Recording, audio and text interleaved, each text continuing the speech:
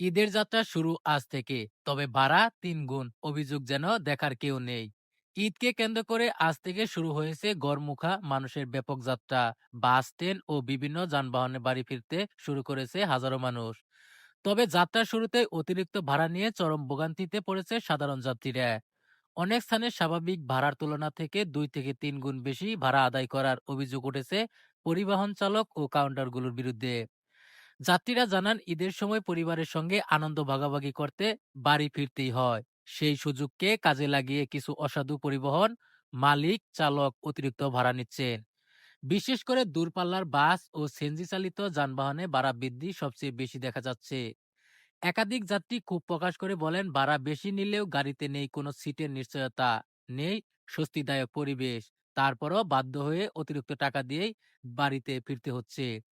এদিকে বিভিন্ন bus station ও মহাসড়কে দেখা গেছে তীব্র যানজট, ঘন্টার পর ঘন্টা অপেক্ষা করেও অনেক কাঙ্ক্ষিত যানবাহন পাচ্ছেন না।